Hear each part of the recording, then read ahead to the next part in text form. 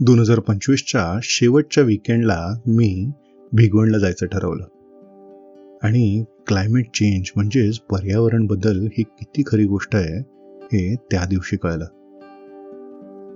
माझी ही तशी भिगवणला याची चौथी वेळ. इथे येऊन मी असंख्य पक्षी इथल्या बॅकवॉटर्समध्ये पाहिलेत, पण ह्या वेळेस पक्ष्यांची संख्या खूप कमी होती. आम्ही बर्डर्स इथे खूप वेगवेगळे पक्षी बघायला येतो, पण सामान्य नागरिक सुद्धा इथे फ्लेमिंगो बघायला येतात. डिसेंबरचा शेवटचा आठवडा आला तरी फ्लेमिंगोज इथे आले नव्हते. भिगवणमध्ये आपण ज्या जागेवर बर्डिंग करायला जातो त्या जागेवर आधी एक मोकळं ग्रासलँड होतं. उजनी डॅम बनल्यानंतर त्या डॅममुळे ह्या भागावर आता पाणी साचतं. हे पाणी उथळ असल्यामुळे इथे मोठ्या प्रमाणात मायग्रेटरी पक्षी येतात. भिगवण आणि आजूबाजूच्या परिसरामध्ये 300हून अधिक मायग्रेटरी आणि लोकल पक्ष्यांची नोंद झाली आहे. पण ह्या वर्षी मात्र जरा वेगळाच प्रकार बघायला मिळाला. यावर्षी पावसाळा लांबला त्यामुळे असेल कदाचित, पण पक्ष्यांच्या मायग्रेशनवर क्लायमेट चेंजचा खूप जास्त परिणाम झाल्यासारखं वाटतंय. इयर एंड रशमुळे असेल कदाचित, पण आम्हाला मुंबईहून भिगवणला यायला उशीर झाला. त्यामुळे जेवण उरकून लगेच आम्ही बोट सफारीला जायचं ठरवलं. किनाऱ्यावरच हा पेंटेड स्टॉर्क म्हणजेच रंगीत करकोचा दिसला.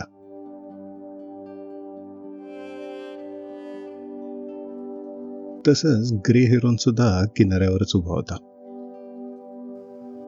हिवाळ्याचा सीझन असल्यामुळे संध्याकाळी होडीमधनं जाताना खूप जास्त गारवा जाणवत होता. ब्राऊन हेडेड गल, नॉर्दर्न शॉवेलर आणि गार्गेनी बदक आम्हाला इथे बघायला मिळाले. थोडं अंतर पुढे गेल्यावरती छोटी टिबुकली म्हणजेच लिटिल ग्रेप पण दिसली. इथे एक छान फोटो ऑपॉर्च्युनिटी मिळाली. झाडावर बसलेल्या एका ग्रे हरॉनचा मावळतीच्या सूर्यासमोर फोटो काढायचा मी प्रयत्न करत होतो. शेवटी बऱ्याच प्रयत्नानंतर हा फोटो मिळाला. शॉवेलर बद्दल थोडं जवळ आलंय. शॉवेल म्हणजेच फावड्यासारख्या ह्याच्या चोचीमुळे ह्याला हे नाव मिळालं. मराठीत ह्या चोचीमुळेच ह्याला थापट्या बदक म्हणतात. तसंच हा गार्गेनी, ह्याला ह्याच्या उठून दिसणाऱ्या भुवईमुळे इतर बदकांपेक्षा वेगळं ओळखता येतं. मराठीत ह्याला ह्या भुवईमुळेच भुवई बदक म्हणतात. थोड्या वेळाने रोजी स्टार्लिंग पक्ष्यांचं मर्मरेशन सुरू झालं. मर्मरेशन म्हणजे हजारो लाखो पक्षी एका वेळेस एका जागेवरनं दुसऱ्या जागेवर उडत जाणं. नॉर्मली मर्मरेशन संध्याकाळच्या वेळेस होतं. कदाचित हे पक्षी झोपण्यापूर्वी एक सेफ जागा शोधत असावेत. कितीतरी वेळ आम्ही त्यांचं हे मर्मरेशन ऑब्झर्व करत होतो, त्याचे फोटो व्हिडिओ काढत होतो.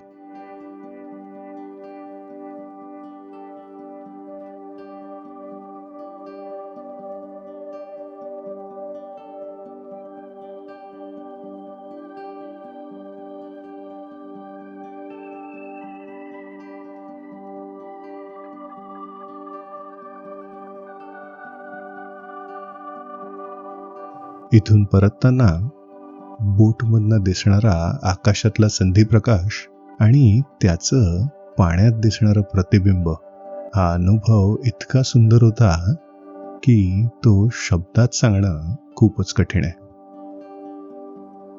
हळूहळू अंधार व्हायला लागला आणि आमची ही पहिली बोट राईड संपली. संदीप नागरे यांच्या होमस्टेमध्ये आमचं राहणं होतं. तिथेच मग रात्रीचं जेवण करून आम्ही नाईट सफारीला निघालो. रात्री टॉर्च लाईटमध्ये ग्रासलँडमध्ये फिरण्याची गंमतच वेगळी असते. इथे आम्हाला हा कॅमेलियॉन म्हणजेच रंग बदलणारा सरडा दिसला. भिगवणच्या माझ्या भेटींमध्ये आधीसुद्धा मला कॅमेलियॉन बघायला मिळालाय, पण त्यातला हा सगळ्यात मोठा स्पेसिमेन होता. त्याच्या डोक्यावरच्या शिंगांसारखा भाग, वेटोळे घातलेली त्याची शेपटी, सगळं अगदी खूप जवळनं बघता आलं. तिथून मग निघालो आम्ही इंडियन नाईटजार म्हणजेच रातव्याच्या शोधात. रातवा हा एक नॉक्टर्नल म्हणजेच रात्रीच्या वेळेस ऍक्टिव्ह असणारा पक्षी आहे. आम्ही गेलेलो ती पौर्णिमेची रात्र होती, त्यामुळे चंद्राचा उजेड खूप जास्त होता. आमच्या लोकल गाईडने सांगितलं एवढ्या उजेडात हा पक्षी दिसणं थोडं कठीण आहे, पण त्याच्या तरबेज नजरेंनी तो शोधून काढला आणि आम्हाला त्याचा एक फोटो मिळाला आणि मग तो लगेच सोडून गेला. दिवसभराचा प्रवास, बोट राईड आणि हे रात्रीचं फिरणं, यानंतर पार दमून मग आम्ही शांतपणे झोपून गेलो. दुसऱ्या दिवशी सकाळी आमची आणखीन एक बोट राईड होती. पहाटे पहाटे इथल्या मच्छीमारांनी मासेमारीला सुरुवात केली होती.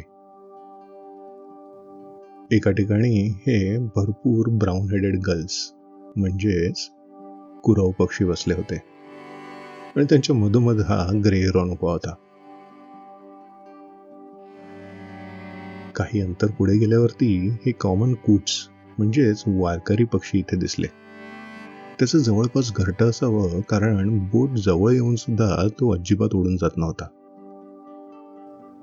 त्याला मराठीत वारकरी म्हणतात, कारण त्याच्या डोक्यावरती वारकरी जसा टिळा लावतात ना, तसा मार्क असतो. थोडं पुढे गेल्यावर हा कॉमन किंगफिशर दिसला. सूर्य थोडा वर आलेला असल्यामुळे त्याचा थोडा जास्त लाईटमध्ये ठीकठाक फोटो मिळाला.